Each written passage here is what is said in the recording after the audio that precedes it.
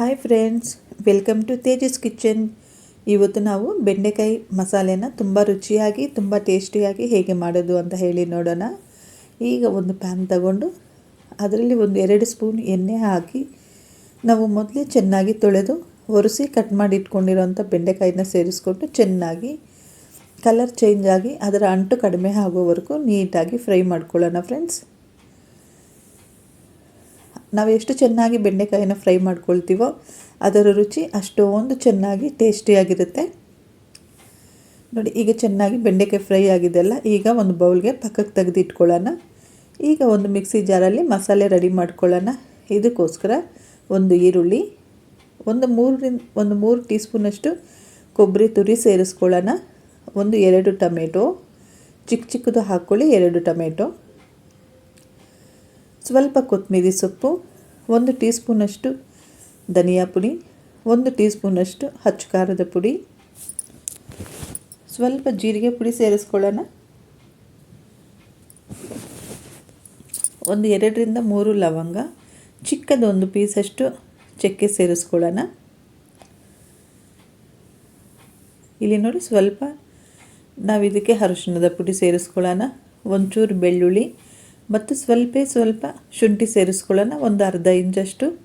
ಇದಕ್ಕೆ ಮಸಾಲೆ ನಾವು ತುಂಬ ಜಾಸ್ತಿ ಮಾಡ್ತಾಯಿಲ್ಲ, ತುಂಬ ಕಡಿಮೆ ಕ್ವಾಂಟಿಟಿಯಲ್ಲಿ ಮಸಾಲೆನ ರೆಡಿ ಮಾಡ್ಕೊಳ್ತಿದ್ದೀನಿ. ಇಷ್ಟು ಐಟಮ್ನ ಸ್ವಲ್ಪ ನೀರು ಹಾಕಿಬಿಟ್ಟು ಚೆನ್ನಾಗಿ ನುಣ್ಣಗೆ ಪೇಸ್ಟ್ ಮಾಡ್ಕೊಳ್ಳೋಣ. ಈಗ ನೋಡಿ, ಸ್ಟವ್ ಮೇಲೆ ಅದೇ ಬಾಣಲಿ, ನಾವು ಬೆಂಡೆಕಾಯಿ ಫ್ರೈ ಮಾಡಿದ್ವಲ್ಲ ಅದೇ ಬಾಣಲಿಗೆ ಒಂದು 3 ಟೀ ಸ್ಪೂನಷ್ಟು ಎಣ್ಣೆ ಸೇರಿಸ್ಕೊಳ್ಳಿ.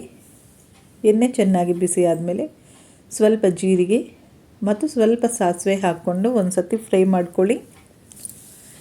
ಇದು ಫ್ರೈ ಆದಮೇಲೆ ಸಣ್ಣಗೆ ಕಟ್ ಮಾಡಿ ಇಟ್ಕೊಂಡಿರೋಂಥ ಒಂದು ಈರುಳ್ಳಿ, ಸ್ವಲ್ಪ ಕರಿಬೇವು ಸೊಪ್ಪನ್ನ ಹಾಕಿಬಿಟ್ಟು ಚೆನ್ನಾಗಿ ಫ್ರೈ ಮಾಡ್ಕೊಳ್ಳೋಣ. ಈರುಳ್ಳಿ ಚೆನ್ನಾಗಿ ಫ್ರೈ ಆಗಬೇಕಾದ್ರೆ 1 ಅಥವಾ 2 ಒಣಮೆಣಸಿನಕಾಯಿಗಳನ್ನ ಕಟ್ ಮಾಡಿ ಸೇರಿಸ್ಕೊಳ್ಳೋಣ. ಇವುಗಳನ್ನ ಕೂಡ ಚೆನ್ನಾಗಿ ಕೆಂಪಗೆ ಫ್ರೈ ಮಾಡ್ಕೊಳ್ಳಿ. ಈರುಳ್ಳಿ ಚೆನ್ನಾಗಿ ಕೆಂಪಗಾದಮೇಲೆ ಇದಕ್ಕೆ ನಾವು ರುಬ್ಬಿ ರೆಡಿ ಮಾಡಿ ಇಟ್ಕೊಂಡಿರೋಂಥ ಮಸಾಲೆನ ಸೇರಿಸ್ಕೊಳ್ಳೋಣ. ಮಸಾಲೆನ ನಿಧಾನಕ್ಕೆ ಸಿಮ್ಮಲ್ಲೇ ಹಾಕ್ಕೊಂಡು ಚೆನ್ನಾಗಿ ಫ್ರೈ ಮಾಡ್ಕೊಳ್ಳಿ.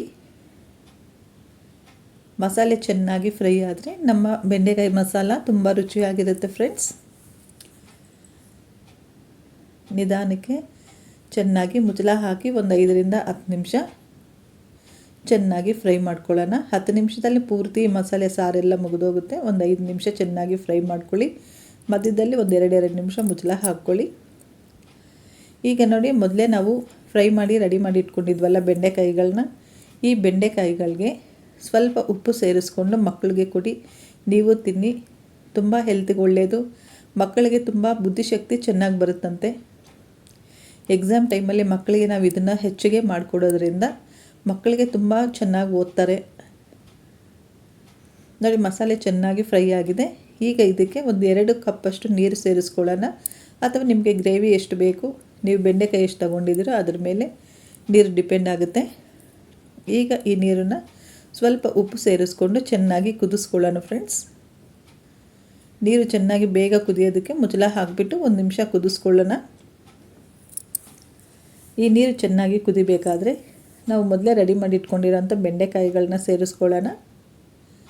ಬೆಂಡೆಕಾಯಿ ಹಾಕಿ ಒಂದು 3-4 ನಿಮಿಷ ಚೆನ್ನಾಗಿ ಬೆಂದರೆ ಈ ರುಚಿಯಾದ ಬೆಂಡೆ ಮಸಾಲ ರೆಡಿ ಆಗುತ್ತೆ. ಚಪಾತಿ ಜೊತೆ, ದೋಸೆ, ನಾನ್ ತುಂಬ ಟೇಸ್ಟಿಯಾಗಿರುತ್ತೆ ರೆಸಿಪಿ. ಒಂದು ಸತಿ ನೀವು ಟ್ರೈ ಮಾಡಿ ನಿಮಗೆ ಹೇಗೆ ಬಂತು ಅಂತ ತಿಳಿಸ್ಕೊಡಿ. ನಿಮಗೆ ಈ ರೆಸಿಪಿ ಇಷ್ಟ ಆಗಿದ್ದರೆ ನಮ್ಮ ಚಾನಲ್ಗೆ ಒಂದು ಲೈಕ್ ಮಾಡಿ ಮತ್ತು ನಮ್ಮ ಚಾನಲ್ನ ಸಬ್ಸ್ಕ್ರೈಬ್ ಮಾಡ್ಕೊಳ್ಳಿ. ರೆಸಿಪಿ ಬಗ್ಗೆ ಕಾಮೆಂಟಲ್ಲಿ ತಿಳಿಸ್ಕೊಡಿ.